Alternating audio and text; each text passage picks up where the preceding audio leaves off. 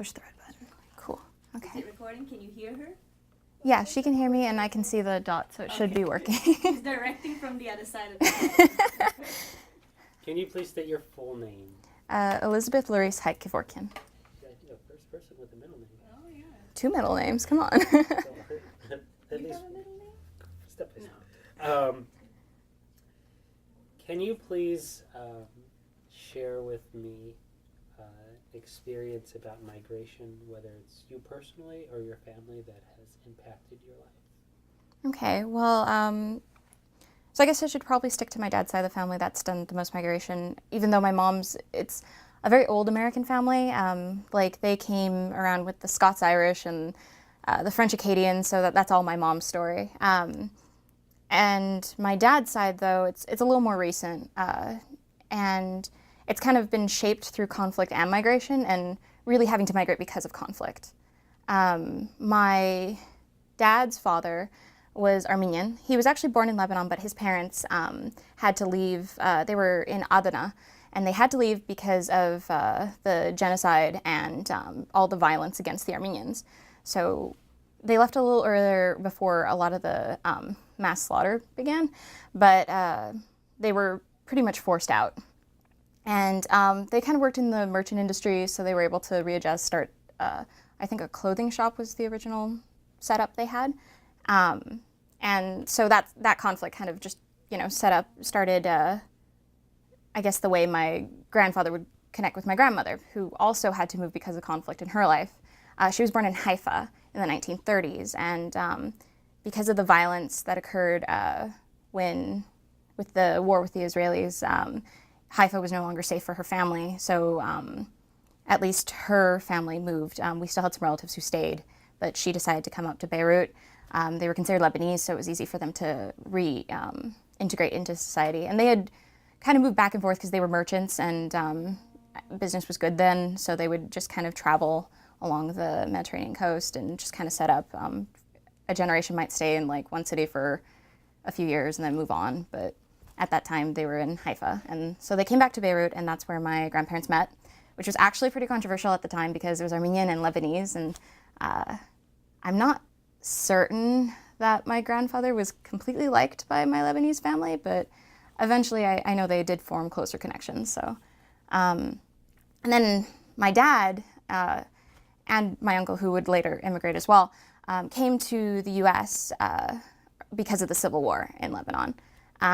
My dad managed to get into a university in the U.S., and he was really excited, but it wasn't necessarily his first choice for education. He actually wanted to stay and join the military as an officer. So he took the entrance exam, and his father told him he didn't get in, and told him he had to change his flight for just some other reason, and you had to leave Monday instead of Wednesday to come to the U.S. So my dad went, and actually just found out a couple of years ago when I told him, because I found out from my aunt in Greece, he got in, and my grandfather made sure he was not there when they came to pick him up because he was scared that he'd be killed. At the time, they claimed my dad was just too heroic, and it wasn't good. He was not the type to really live through something like that, just because he wouldn't take care of himself necessarily. And so he came here. His brother later followed in the 80s, which is another completely interesting story. His brother is gay, my uncle, and so living in Lebanon, it's a much more mild, like, homophobia, but it's very much a don't ask, don't tell system, and it is dangerous there still. And we've had this conversation about whether he'd go back, and he wouldn't at the time. He's thought about it, but he's still very unsure of it. And my father's always wanted to go back, but he hasn't been back in 30 years plus. He recently got his American citizenship, and he got really excited because he was telling me, he's like, and now I can finally visit Lebanon without an issue because I have my American passport. And he's like, and I can go to Europe and France. He got really excited. But he's never really made an effort. I'm not sure if he's afraid that he won't get back into the U.S. Because he did face a lot of racism when he got here. He graduated with an engineering degree in mechanical engineering, and he wanted to work for the defense industry. it didn't work out. They wouldn't hire him because he's Lebanese.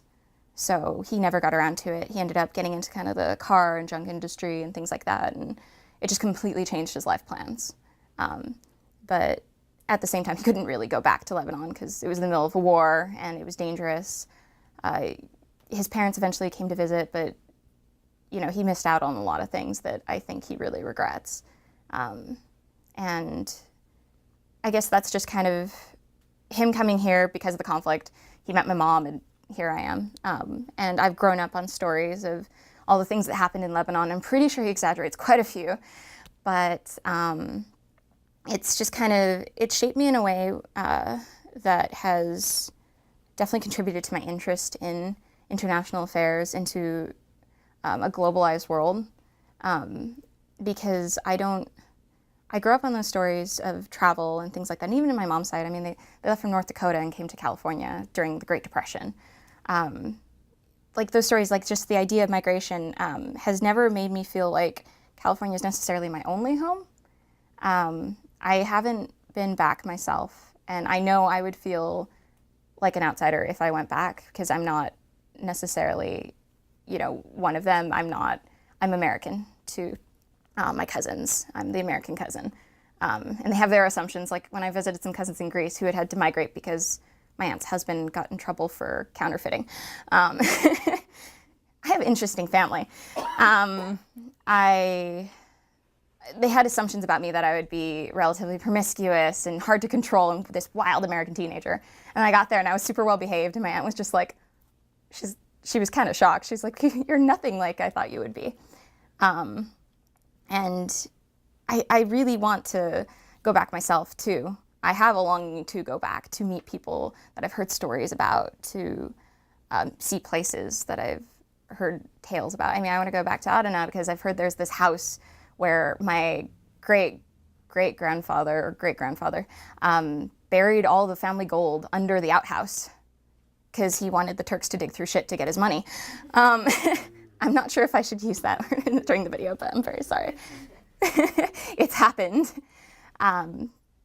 So there's just all these stories that I grew up with, and I've always had this wanderlust because I want to go see these places, and I want to see other places that people have talked about, and I just have this interest and fascination with things outside of my world, which has almost made me a little reluctant to really be satisfied with living in one place, because I know there's so much out there and I want to get out there. You mentioned that it wasn't really your dad's first choice to come to America, but now that he has a chance to go back to Lebanon, he's really resistant. Why do you think he is? Because his kids are here. He has family here. He has friends here.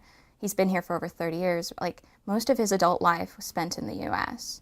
So while everyone still calls him a foreigner, which he now jokes around and says the Native Americans are the only ones who aren't, especially since he got his American citizenship, he's really proud. But he's made a life here, and I think it's very difficult for him to just leave all of it, everything that he's already built up. And, I have a little sister who's only 10 years old, so I know he definitely wants to stay for her.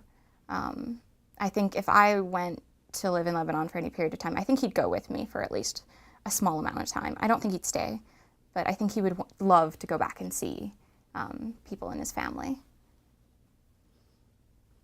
What do you hope to accomplish with this Memories of Migration project?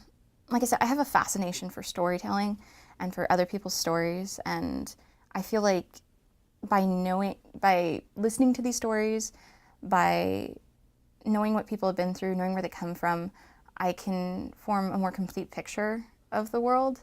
Because the world, really, what is it other than stories and experiences different people have had? I think it's important to talk to people, to know these things. And I think that this project, because it's recording it, it's not just going to be me benefiting from it. It will be other people like me who have parents who tell them these stories as they grew up of different places and lands they've never seen. And it's going to feed that curiosity and possibly make them a little more motivated to learn more about the world and learn what their own impact is on it. Like I ended up studying international studies with an emphasis on conflict resolution in the Middle East, which is just very much not so much a domestic concern, but very much, I'm very globally like outward looking. I really feel like I need to know what my place is as a global citizen and not just as a Californian. I don't like living in a bubble, and I hope that by knowing other people's stories, they are encouraged to look outward as well. Well, not forgetting everything that's domestically, but to look outside themselves and care about other people. All right, I guess it's my turn. The Here you first one go. record. Oh yeah.